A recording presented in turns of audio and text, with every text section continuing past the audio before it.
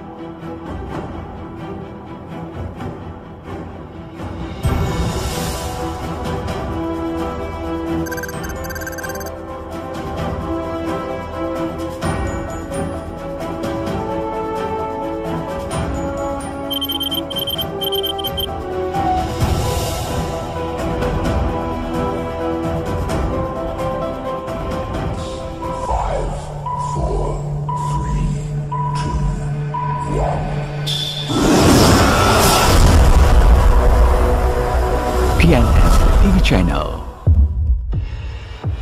Inspirasi, Informatif, relevan.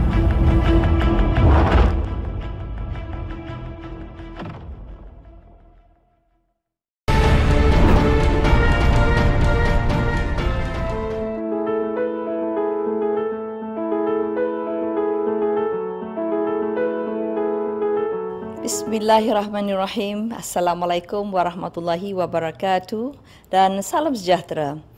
Alhamdulillah, bersyukur kita kehadrat Allah Subhanahu Wa Taala kerana dengan izin dan inayahnya kita dapat bersua secara maya pada hari ini bagi menjayakan Majlis Perasmian Anugerah Pembaca Aktif Kebangsaan 2020 ataupun APA 2020 yang dibawakan khas oleh Perpustakaan Negara Malaysia atau PNM, salah satu agensi di bawah Kementerian Pelancongan Seni dan Budaya Malaysia atau MOTAC. Apa khabar semua? Saya doakan agar kita diberi kesihatan yang baik serta dapat menjalani kehidupan dengan aman dan sejahtera. Bersempena bulan kemerdekaan ini, saya mengambil peluang untuk menyeru semua agar terus tekad berjuang mengekang penularan wabak COVID-19 dengan mematuhi SOP yang telah ditetapkan. Daftarlah untuk mendapatkan vaksin dan jangan terlepas tarikh vaksinasi. Ini penting bukan sahaja untuk kita sama-sama melindungi diri tetapi seluruh warga dan orang di sekeliling kita. Puan-puan dan tuan-tuan yang saya hormati sekalian, alhamdulillah hari ini kita meraihkan pencinta buku yang memanfaatkan perpustakaan sebagai pusat ilmu dan maklumat menerusi anugerah APA 2020. Syabas saya ucapkan kepada PNM di atas penganjuran majlis ini yang disiarkan menerusi saluran PNM TV Channel. Pada khidmat saya, ia merupakan satu inisiatif yang baik kerana dapat menarik minat masyarakat Malaysia untuk menjadikan amalan membaca sebagai satu budaya serta mengangkat peranan perpustakaan sebagai sebuah institusi penting dalam perkembangan ilmu dan pembangunan masyarakat. Para penonton yang saya hormati sekalian, Terhimpun Khazanah Warisan Umat Perpustakaan Negara megah berdiri negara membaca program dinobat budaya membaca agenda dilestari. PNM yang berperanan sebagai peneraju program Galakan Membaca Kebangsaan telah merangka pelbagai program pembacaan dan keilmuan sepanjang tahun ini. Program Negara Membaca diangkat sebagai program utamanya dengan 4 program yang telah dan akan dilaksanakan mulai Julai hingga Oktober 2021. Program-program tersebut adalah program pencinta buku, pertandingan Family Malaysia Membaca yang sedang berlangsung ketika ini. Ketiga, Anugerah APA 2020 yang bersiaran pada hari ini. Dan yang terakhir, program Travelog Baca yang akan menutup tirai program Negara Membaca. Sesungguhnya, program-program yang direncanakan ini bertujuan untuk membugarkan pembudayaan membaca dalam kalangan masyarakat Malaysia sekaligus menjadikan negara ini negara berbudaya membaca. Dengan pengisian ilmu dan maklumat yang membentuk pemikiran progresif, saya yakin kesemua program anjuran PNM ini dapat memanfaatkan para penonton yang menyertainya. Justru, gunalah peluang dan kesempatan ini. Para penonton yang saya hormati sekalian, ketika dunia diancam pandemik COVID-19 pada awal tahun lalu, aktiviti sosial dan ekonomi menjadi begitu terbatas. Namun, keterbatasan ini dimanfaatkan masyarakat dunia dengan meluangkan lebih banyak masa membaca di rumah dan meningkatkan jumlah buku yang dibaca. Kajian yang dijalankan oleh Nielsen Book 2020 mendapati 41% rakyat United Kingdom membaca lebih banyak buku semasa PKP. 18% pula membaca e-buku dan 9% mendengar lebih banyak buku audio. Lain pula di Kanada di mana seramai 33% penduduknya membaca lebih banyak e-buku dan 23% mendengar lebih banyak buku audio daripada biasa semasa PKP. Tidak terkecuali di Malaysia, di mana banyak institusi perpustakaan mengambil inisiatif menyediakan pelbagai perkhidmatan serta program secara dalam talian sebagai alternatif apabila perpustakaan tidak boleh dikunjungi demi mengekang penularan COVID-19. PNM umpamanya telah menjalankan kempen Sila Duduk Rumah dan Baca Buku semasa PKP Fasa 1 yang mempromosikan penggunaan perkhidmatan U-Pustaka. Alhamdulillah, saya melihat pendekatan ini bagaikan satu terapi kepada masyarakat untuk memilih format e-buku bagi mengisi waktu yang banyak di rumah. Suka saya kongsikan di sini. jumlah pinjaman bahan e-buku dari sumber pangkalan data U-Pustaka pada tahun lalu sangat memberangsangkan sehingga mencatatkan sebanyak 367,306 pinjaman berbanding 167,374 pinjaman pada tahun 2019. Pada penonton yang saya hormati sekalian, penganjuran anugerah APA 2020 bermatlamat memberi pengiktirafan dan penghargaan kepada para pembaca dalam kalangan ahli-ahli perpustakaan di Malaysia bagi tahun 2020. Sektor perpustakaan yang terlibat dalam pencalonan anugerah ini adalah dari perpustakaan awam negeri, perpustakaan khusus guna sama, perpustakaan komuniti, perpustakaan desa dan juga perpustakaan negara Malaysia atau PNM. Oleh yang demikian, saya melihat penganugerahan ini amat bermakna kerana meskipun kita berada dalam tempoh peperangan melawan COVID-19 sepanjang tahun 2020, masyarakat Malaysia telah memanfaatkan masa itu dengan memperkasakan diri menerusi perkhidmatan perpustakaan.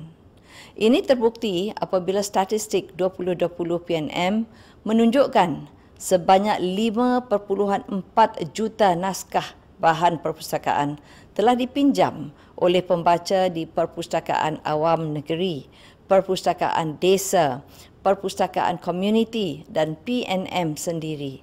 Dan ini merangkumi pinjaman bahan-bahan fizikal serta bahan-bahan digital atau e-buku. Daripada jumlah ini juga didapati sebanyak 3.7 juta naskah adalah pinjaman bahan-bahan di perpustakaan awam negeri dan 1 juta naskah adalah jumlah pinjaman bahan-bahan di perpustakaan desa seluruh Malaysia. Jumlah pinjaman bahan-bahan bacaan di PNM pula adalah sebanyak 575,539 naskah, manakala perpustakaan komuniti adalah sebanyak 15,693 naskah. Jelas di sini menunjukkan bahawa permintaan terhadap perpustakaan masih ada dan perpustakaan masih relevan dalam menyampaikan perkhidmatan kepada masyarakat. Bukan itu sahaja, malah 2 kajian yang dijalankan mendapati perpustakaan masih menjadi sumber pilihan utama masyarakat Malaysia untuk mendapatkan bahan-bahan bacaan. Kajian itu ialah kajian interim membaca rakyat Malaysia 2014 oleh PNM yang menunjukkan bahawa 39% daripada rakyat Malaysia mendapatkan bahan-bahan bacaan daripada kedai buku, 27% pula mendapatkannya dari perpustakaan, 12% lagi daripada sumber-sumber internet. Mengenai minat membaca dan membeli buku pula, kajian oleh pasukan analisis Peabody.com pada tahun 2020 mendapati sebanyak 53% rakyat negara ini mendapatkan buku-buku menerusi pembelian di kedai buku.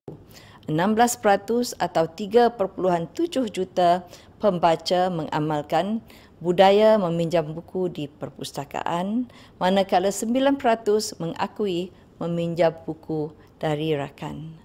Daripada semua jumlah itu, kita dapat melihat bahawa 76% rakyat Malaysia berada dalam radius budaya membaca. Alhamdulillah. Puan-puan dan tuan-tuan sekalian, dalam anugerah pembaca aktif kebangsaan 2020, selain kategori kanak-kanak, kategori remaja, dewasa dan orang kurang upaya ataupun OKU, satu lagi kategori anugerah turut dipertandingkan, iaitu anugerah peminjaman buku secara berkelompok terbanyak yang diberikan kepada perpustakaan atau pusat sumber sekolah atau bilik bacaan atau pusat komuniti atau persatuan dan pihak swasta yang membuat pinjaman buku secara pukal.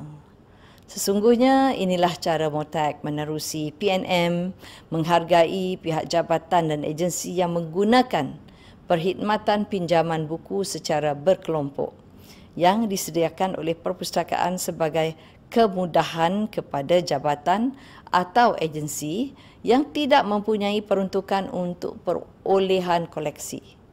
Ternyata, pendekatan ini berjaya menampakkan hasilnya pada tahun 2020 apabila lebih 150,000 naskah buku telah dipinjam menggunakan perkhidmatan pinjaman buku secara berkelompok oleh jabatan dan agensi dari seluruh Malaysia. Hakikat inilah yang menambahkan lagi keyakinan Motak bahawa sasaran menjadikan Malaysia negara berbudaya membaca insya-Allah dapat dicapai. Para penonton yang saya hormati sekalian, mungkin ada yang tertanya-tanya apakah rasionalnya mewujudkan anugerah APA 2020 ini selain daripada sebagai satu penghargaan kepada masyarakat yang membaca. Sudah pasti tidak lain tidak bukan. Ia bertujuan untuk memberi rangsangan dan motivasi kepada para pembaca untuk terus membudayakan amalan membaca kerana tunjang utama ketamadunan sesebuah negara bermula dan bangsanya yang berilmu dan mencintai ilmu. Bangsa yang berilmu sudah pastinya akan menjadi modal insan berwawasan yang dapat membangun dan mewujudkan kegemilangan, kemajuan dan keagungan sesebuah agama dan negara. Selain itu, diharapkan agar pemberian anugerah ini juga dapat menarik minat pembaca-pembaca baru untuk meminati buku dan dunia pembacaan. Sebelum saya menutup tirai ucapan ini, saya ingin berkongsi bait-bait pantun dari 3 naskah karya agung, iaitu Pantun Melayu, Bingkisan Permata, 1000 Pantun Dondang Sayang dan Pantun Warisan Khazanah Budaya Bangsa untuk sama-sama dihayati maknanya. 1, 2 kiraan dimulai. Belajar membaca sedaya upaya. Bawa buku ke mana pergi, itulah ciri orang berjaya. Apalah tanda batang tebu? Batang tebu halus uratnya. Apalah tanda orang berilmu?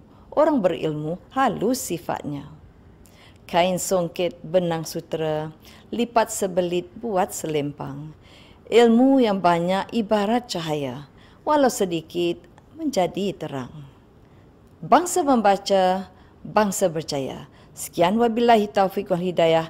Assalamualaikum warahmatullahi wabarakatuh. Terima kasih.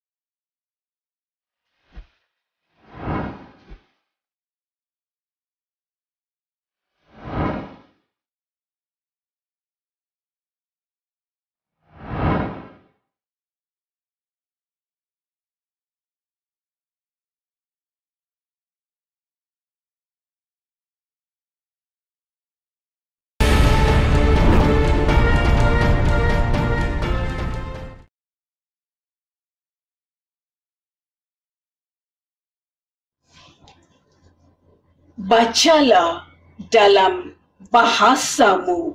Karya Baha Zain. Kata orang, negara itu gunung, hutan, tasik, pulau dan lautannya. Pohon-pohon, daun, mayang, buah dan akar memberi kehidupan. Tapi itu hanya sebahagian daripada pemandangan yang sempurna.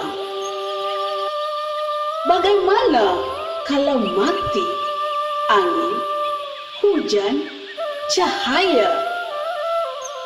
Perahu tidak akan berlayar dan perantau hilang pedomannya.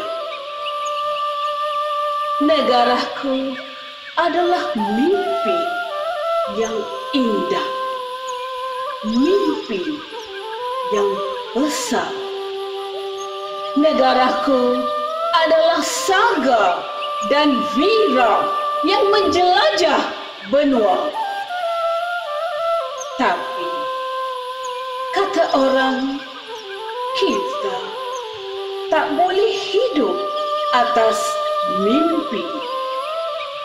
Kita tak boleh kaya dengan puisi. Kita tak boleh ke syurga dengan industri. Kita akan mati, akhirnya mati.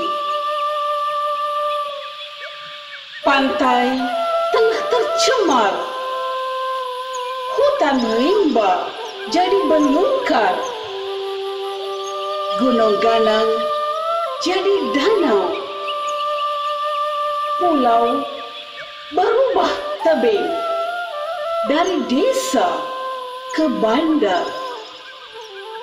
Kita telah membuka mata dunia. Malaysia, negara kecil, telah jauh ke muka. Malaysiaku telah menebus kehinaan. Merendah, tetapi tidak rendahkan diri. Meninggi, tetapi bukan suaranya. Kita tidak malu mendengar Bach, Beethoven atau Kitaro, membaca Gord, Mishima, Kamu atau Hairil. Kita adalah pewaris dan warga dunia yang melihat Monet, Gauguin, Effendi atau Basuki. Kita telah berdiri dan mengenali diri. Tetapi kasihan, mimpi kita berlebihan. Bacalah, bacalah Tun Sri Lanang, Zakba dan Keris Mas. Di sanalah terhimpit sejarah dan kepahitan. Di sanalah tersirat mimpi dan perlawanan. Dilestarikan oleh pantun, syair, seloka dan teka-teki. Bacalah dan bacalah dalam bahasamu, agar kau tidak jadi perantau yang pulang dengan segala muatan yang mati, angin dan cahaya di lautan. Selamat membaca. Sekian, terima kasih.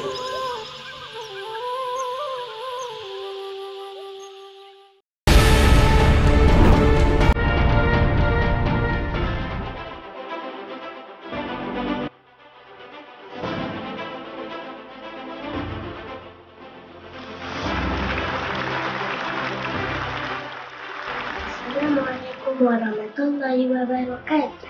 Saya Nur Alia binti Aizwan ingin mengucapkan ribuan terima kasih kepada kedua ibu bapa dan adik keluarga saya, semua guru dan yang saya kasihi sekalian di Sekolah Kebangsaan Tan Sri Awal Saleh, Perpustakaan Desa Kampung Pulau Betul di balik Pulau Pinang, Perpustakaan Awam Negeri Pulau Pinang dan Perpustakaan Negara Malaysia kerana sentiasa menyokong saya.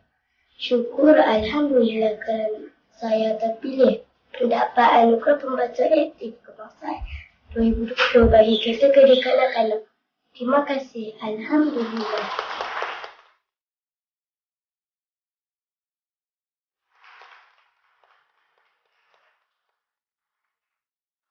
Assalamualaikum warahmatullahi wabarakatuh. Saya Naraida binti Ali Hassan, berumur 15 tahun, mengucapkan terima kasih kerana telah memilih saya sebagai penerima Anugerah Pembaca Aktif Peringkat Kebangsaan 2020.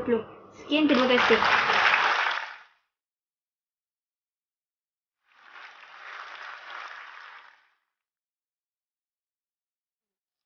Assalamualaikum warahmatullahi wabarakatuh. Saya Nuaini binti Arsyad daripada Besar Perlis.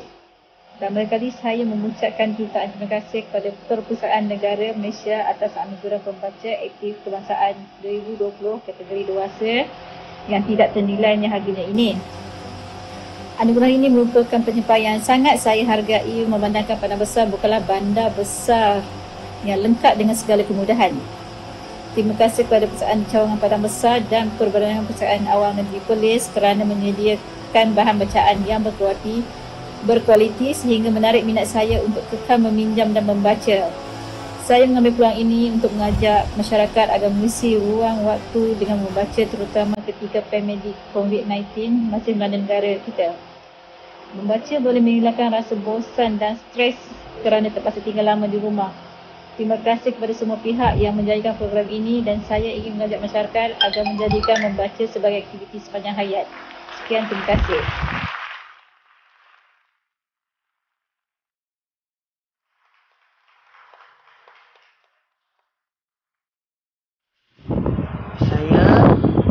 Saparina binti Zuki, penerima Anugerah Pembaca Aktif Kebangsaan 2020 sempena program Negara Membaca Anjuran Perpustakaan Negara.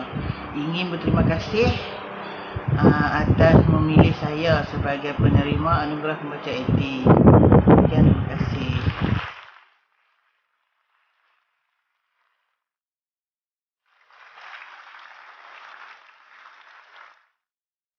Assalamualaikum dan salam sejahtera. Tuan-tuan dan puan-puan yang saya hormati, saya Hajah Siti Rahmah binti Mansur, penolong pustakawan dari Perpustakaan Hospital Sungai Buloh, mewakili Puan Pengarah saya, Dr. Kuldip Kaupensing, ingin merakamkan penghargaan dan ucapan terima kasih kami kepada Perpustakaan Negara Malaysia kerana memilih institusi kami sebagai penerima Anugerah Pembaca Aktif Kebangsaan bagi tahun 2020. Sesungguhnya, penghargaan yang diterima ini adalah atas dasar sokongan dan kerjasama daripada seluruh warga Hospital Sungai Buloh. Semoga pengiktirafan ini akan memangkin peningkatan prestasi Perpustakaan Hospital Sungai Buloh pada masa-masa akan datang. Pihak kami juga mengharapkan agar pertandingan ini diteruskan oleh Perpustakaan Negara Malaysia bagi meningkatkan minat pembaca dalam kalangan institusi kerajaan. Syukur, Alhamdulillah. Terima kasih kerana.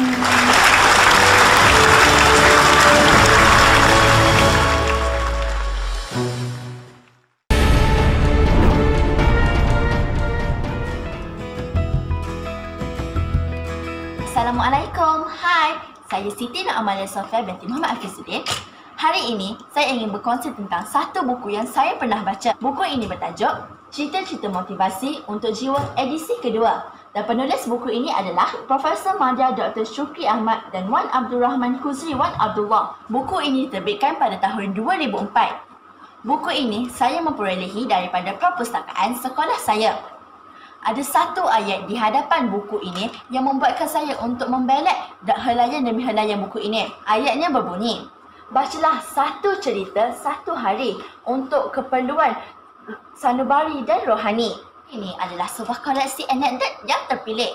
Terdapat 80 buah anekdot di dalam buku ini. Buku ini lebih mengisahkan tentang rohani dan perjuangan Nabi Muhammad SAW dan para sahabat. Saya akan ceritakan tentang 3 anekdot yang saya paling suka. Anekdot yang pertama adalah pesanan Saidina Ali. Anekdot ini banyak menceritakan tentang siapakah Saidina Ali. Saidina Ali adalah seorang yang mempunyai ilmu pengetahuan yang sangat banyak. Dikatakan beliau adalah pemegang anak kunci gedung pengetahuan Islam. Beliau mempunyai semangat juang yang tinggi dan sentiasa memberi kata-kata semangat kepada para sahabat. Nasihat beliau, merancanglah untuk berjaya yang boleh memberi manfaat kepada agama, bangsa dan negara. Ini adalah anekdot yang kedua, belajar daripada alam. Ia menceritakan tentang perbezaan antara manusia dan binatang. Manusia ada berakal, namun binatang tidak. Tetapi, manusia dan binatang tetap ada persamaan dalam berkasih sayang. Manusia, binatang dan tumbuhan saling berkait rapat antara satu sama lain. Manusia seharusnya banyak belajar melalui sekeliling. Anekdot yang ketiga adalah ubat yang paling mujarab. Anekdot ini mengisahkan tentang keajaiban bersedekah. Nabi Muhammad SAW sangat menggalakkan umatnya untuk bersedekah. Antara manfaat yang dapat ketika kita bersedekah adalah menghilangkan rasa halaba dan tamak kepada dunia. Dan sedekah juga dapat mengubati penyakit dan dapat menyampaikan hajat dalam sesuatu perkara. Lagi anekdot yang menarik di dalam buku ini untuk dibaca. Cerita-cerita dalam koleksi ini sesuai sangat dengan masyarakat moden hari ini. Itu sahaja daripada saya untuk kali ini. Kita jumpa di lain masa. Masa membaca, bangsa berjaya. Assalamualaikum. Hi everybody, my name is Bhavisha Kohane. I study at SK Indapura 2. Today, I am going to tell you a story called Goldilocks and the Three Bears. This book is illustrated by James Newman Gray. Let's hear the story. Early one morning, a girl named Goldilocks discovered a village of 3 bears. The 3 bears went for a walk. Soon as Goldilocks knocked 3 times at the door, knock, knock, knock, but nobody answered. Goldilocks crept inside the 3 bear house, but there was nobody. Goldilocks saw 3 porridges at the table. Goldilocks had Daddy Bear's porridge. But cried Goldilocks, said, "This porridge is too hard," she said. Goldilocks had Mummy Bear's porridge, but Mummy Bear's porridge was too cold. But Goldilocks had Baby Bear's porridge. Baby Bear's porridge was just right. Soon as Goldilocks gobbling up Baby Bear's delicious porridge, Goldilocks found a place to rest. Goldilocks saw 3 chairs by the fireplace. Goldilocks sat on Daddy Bear's chair, but Daddy Bear's chair was too rough. Goldilocks sat on Mummy Bear's chair. Mummy Bear's chair was too soft. But Goldilocks sat on Baby Bear's chair. Baby Bear's chair was just right.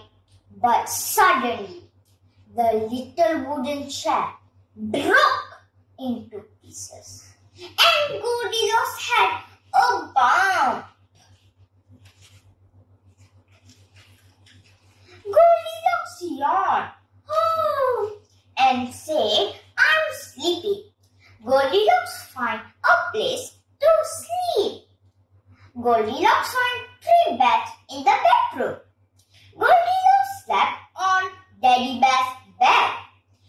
Daddy Bear's bed was too high up, said Goldilocks. But Goldilocks slept on Mommy Bear's bed.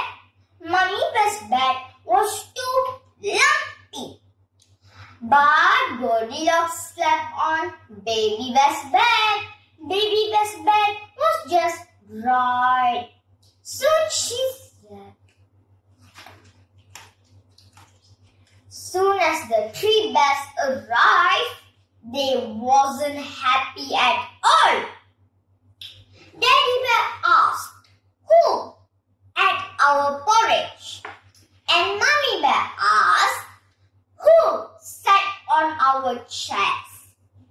And Baby Bear asked, "Who slept on our bed?" Cried Baby Bear, and she still in mind. Soon as Goldilocks woke up, she saw the three bears. She was so scared, she ran as fast as she can and was never been seen again. The end. Did you enjoy this story? Yes. Did you know what is this moral of the story? Yes, Goldilocks was greedy and didn't ask the three bears permission. That's all. Bye. Thank you. Assalamualaikum warahmatullahi wabarakatuh. Nama saya Nur Azrinda binti Mak Tahir, merupakan pelajar daripada Kolej Vocasional Perdagangan Johor Bahru. Hari ini saya akan mengulaskan tentang buku yang telah saya tulis yang bertajuk Dare to be a Champion oleh Dato' Lee Chong Wei.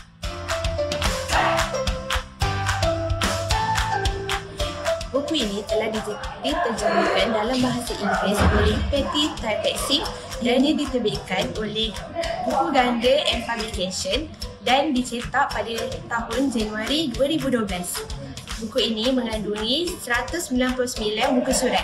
Buku ini saya dapatkan di Pusat Sumber Kolej Vocasional Perdagangan Johor Bahru dan ianya menarik perhatian saya kerana ianya menceritakan tentang kejayaan Dato' Lee Chong Wei. Selain hal itu, buku ini merupakan buku autobiografi yang ditulis sendiri oleh Dato' Lee Chong Wei. Buku ini menceritakan tentang lahirnya legasi baru dalam sukan badminton negara iaitu Dato' Lee Chong Wei. Beliau mendapat gelaran The Hero of the Nation oleh Perdana Menteri Malaysia yang ke-6 iaitu Datuk Seri Najib bin Abdul Razak. Dato' Lee Chong Wei masuk ke dalam pasukan negara pada tahun 2000. Pada 7 November 2003, Malaysia telah merangkul kejuaraan terbuka dan beliau telah memenangi peringkat dalam kejuaraan tersebut. Kemudian pada November 2003, beliau telah memenangi peringkat emas pertamanya dalam kejohanan Malaysia Satellite. Beliau mencatatkan banyak sejarah dalam sukan badminton negara. Terutamanya beliau menjadi pemain nombor 1 di dunia sejak 2008. Walaupun Dato' Lee Chong Wei berada di puncak yang paling tinggi, tetapi beliau tetap berusaha untuk memperbaiki dirinya lagi. Selain hal itu, semangat juangnya juga tidak pernah lenyap kerana ini didorong oleh cita-citanya sendiri, tetapi juga membakar semangat untuk menang bagi rakyat dan negaranya. Sekian, terima kasih daripada saya. Good day and hello to everyone. My name is Didi Cheng and I'm a student from SNK Convent Ipoh, and I've been chosen to represent the state of Perak in this year's Anugerah Nilam Kebangsaan competitions. I'm taking this opportunity here today to present and share with you about a book that I've recently read. Now, this is a book that I highly recommend to everyone because it is a book that has deeply impacted, changed and educated me as a person. This book was published in 1960 to immense success, and it has sold over 30 million copies while being translated to more than 40 languages worldwide. And this book is none other than To Kill a Mockingbird, written by Harper Lee. This is a book that chronicles the story of a man named Atticus Finch following his decision to defend a black man named Tom Robinson who was falsely accused of raping a white woman named Mayala Arrow. Keep in mind that this book took place in the 1930s where racism were not things that were out of the ordinary. And this is a book that has truly impacted me because it is a tale about racism, segregation, education, discrimination, and so much more. I believe that it is an impactful book because it talks so much about all the social issues that are happening. And all the social issues that were happening in this book are issues that are still relevant to our society today. And I think that this is why it has such an impact on myself myself as a reader because I've learned so much, and it has totally changed me to become a better individual. That's why I think that it's extremely important for everyone to read this book, and not only people of all ages, especially to the youth out there, because this is an opportunity for us to educate ourselves, and what better of a way to educate ourselves than by reading.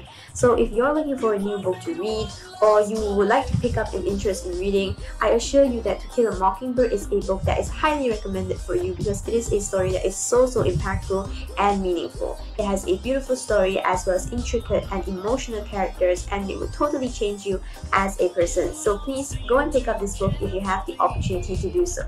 Thank you and have a good day. Assalamualaikum dan salam sejahtera. Saya Muhammad Nazim Iqbal dari SK98 Ipoh Perak. Saya baru saja selesai membaca cerita yang bertajuk Seberkas Lidi yang ditulis oleh Ayub Saleh. Cerita ini mengisahkan tentang seorang petani yang mempunyai 5 orang anak yang sering berdengki dan bergaduh. Suatu hari, petani itu menyuruh anak-anaknya mematahkan sebatang lidi dan anak-anaknya dapat mematahkannya. Kemudian, petani itu menyuruh anak-anaknya mematahkan seberkas lidi dan anak-anaknya tidak dapat mematahkan seberkas lidi tersebut. Petani itu menasihati anak-anaknya supaya hidup bermuafakat seperti seberkas lidi. Sejak itu, mereka berbaik-baik semula. Mereka bekerjasama membantu ibu bapa mereka membuat kerja bersama-sama. Nilai murni yang terdapat di dalam cerita ini ialah hidup bermuafakat akan sentiasa membawa berkat. Sekian, terima kasih. Assalamualaikum. Hai, Assalamualaikum. Nama saya Wardah. Saya mengambil kesempatan ini untuk berkongsi dengan anda semua buku yang saya baca berjudul Parent Think, tulisan Bonda Noor dan Amar Kamilin. Penulis tersohor semua orang kenal. Buku ini diterbitkan oleh Galeri Ilmu cetakan pertama tahun ini, baru lagi. Dan saya beli buku ini terus daripada penulis. So, saya dapatlah autograf dia dengan tulisan Syurga Buatmu Sekeluarga. Jadi, buku ini sangat bermaknalah pada saya. Kalau kita lihat judul buku ni, Parent Think, kita dah tahu dah isi kandungan buku ini adalah mengenai parenting. Dan pada saya, kisah-kisah yang dikongsikan oleh kedua-dua penulis secara bergilir dalam buku ini adalah kisah-kisah yang real, current, spesifik dan juga eksklusif. Kenapa saya katakan begitu? Kerana kedua-dua penulis mengongsikan kisah-kisah mereka, kisah-kisah sebenar yang berlaku dalam kehidupan seharian dan bagaimana emosi, reaksi dan juga respon mereka terhadap apa jua situasi yang berlaku antara mereka dan anak-anak. Ada satu bab yang sangat menyentuh hati saya, iaitu bab sindiran membunuh. Intipati yang saya dapat daripada bab ini adalah anak-anak yang sering kali mendapat emosi, respon ataupun reaksi berupa sindiran daripada ibu bapa, akhirnya menanamkan sikap self-criticism, iaitu anak-anak ini membesar dengan kritikan, lalu apabila dewasa mereka juga hidup suka mengkritik. Dan sikap ini menjadikan mereka anak-anak yang tidak berdaya saing. Dan akhirnya menjadi penyakit psikologi yang berbahaya. Sepatutnya anak-anak ini diberi galakan, motivasi, nasihat, sokongan dalam apa jua situasi yang mereka hadapi, sama ada situasi yang baik ataupun kurang baik.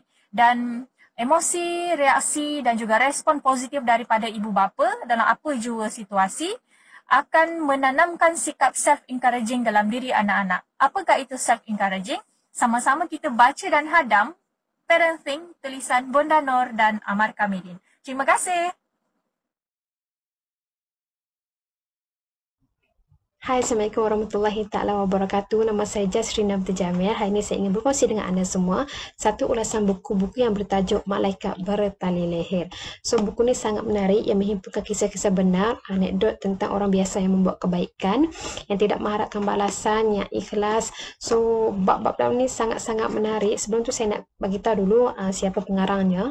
Pengarangnya ialah Amirul Azmi Asmadi. Buku ini diterbitkan pada tahun 2020 dan diterbitkan oleh Putih Press. Dalam buku ni memang ada banyak sangat bab, ada 81 bab dan then penulis ada bagi bonus 20 bab. Buku ni mengisahkan kisah-kisah yang penulis hadapi di Mesir, semua tu yang mana yang menarik tu dia bukukan dalam buku ni. So saya nak kongsikan beberapa kisah. Salah satunya ialah mana dia? Ni. Bahagia itu milik Tuhan. Kisah ni sangat menarik. Penulis ni setiap kali dia nak ke stesen bas, dia akan melalui satu lorong ni, and dia dekat lorong tu dia akan temui seorang pakcik yang membersihkan lorong tu lah. Pakcik ni gelandangan, tak ada rumah, tak ada apa tempat perlindungan, hanya tidur, makan semua di tepi jalan saja. Tapi setiap kali dia lalu, pakcik ni akan menjawab salam dia dengan happy, dengan gembira. Waalaikumsalam warahmatullahi wabarakatuh ya akhi, kata pakcik tu. Kadang-kadang pakcik ni tanya sama dia nak minum teh ke pakcik ni nak buat. So dia rasa macam happy sangat pakcik ni. Setiap kali orang lalu memang dia akan layan dengan elok sekali, walaupun dia tak ada apa-apa. Dia kais pagi makan pagi, kais petang makan petang. So itu membuktikan bahawasanya kemewahan tidak menjamin kebahagiaan. Benarlah kemewahan belum tentu mampu beli kebahagiaan. Kadang-kadang orang susah lebih hidup bahagia daripada kita orang senang. So ada lagi bab yang menarik, iaitu kita yang mengawal diri kita. Kita ni pertama kalau yang duduk kat KL tu kan asyik kena horn kan, bawa kereta asyik kena horn. Sekali dia bawa motor kena horn, itu tak kena asyik kena horn je. So kita kadang setiap kali kena horn tu rasa macam nak marah kan. Tapi dia ni dia tengah jalan dekat Mesir tu lah. Dia kena horn kuat-kuat tu kan. Tapi dia tak marah pun. Dia ada satu falsafah yang dia pegang, yang dia buat sendiri. Falsafah yang dia buat sendiri, dia punya falsafah dia, nama yang dia bagi sendirilah, Egyptian Azme Golden Rule. Azme ni dia punya nama. Bagi dia punya falsafah ni, jika mereka memberikan horn kepada kita, itu bermakna mereka seperti ingin menyapa kita dengan ucapan Assalamualaikum. So lantaklah apa nak horn banyak mana pun, so dia takkan marah, dia bertenang saja, sebab bagi dia orang tu nak ucap salam kat dia. So dia twist benda tu supaya tak jadi yang negatif lah. And then ada satu lagi ni yang menarik juga. Mana dia? Okay, menolak dengan sopan. Kita kadang-kadang kita duduk kedai makan ke apa, ada banyak peminta sedekah kan. Kejap-kejap datang, kejap-kejap datang. So ramai kan. Ada kalanya kita boleh bantu, kita bantu. Kadang-kadang kita mungkin tak duduk kecil ke, ataupun masa tu tak ada kemampuan pun. Apa-apa saja alasan lah yang kita, jika kita tak mampu nak membantu, kan tak boleh lah kita buat tak marah tak payah. Macam dalam ni depa ni orang Mesir ni, dia ada cara gitu untuk menolak menolak dengan sopan.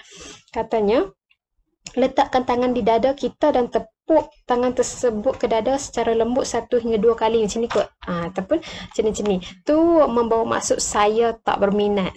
So ni antara cara kita untuk sopan lah, macam mana tak menyakitkan hati orang, katakan. So banyak lagi saya nak kongsikan dalam ni, tapi nanti video jadi panjang pula. Tapi saya minta anda semua untuk dapatkan buku ni di mana kedai-kedai buku berhampiran, ataupun ke mana perpustakaan yang berhampiran dengan anda, ataupun datang ke Perpustakaan Negara Malaysia lepas habis PKP nanti. And then selamat bekerja dari rumah, selamat belajar dari rumah, dan selamat semuanya. Bye.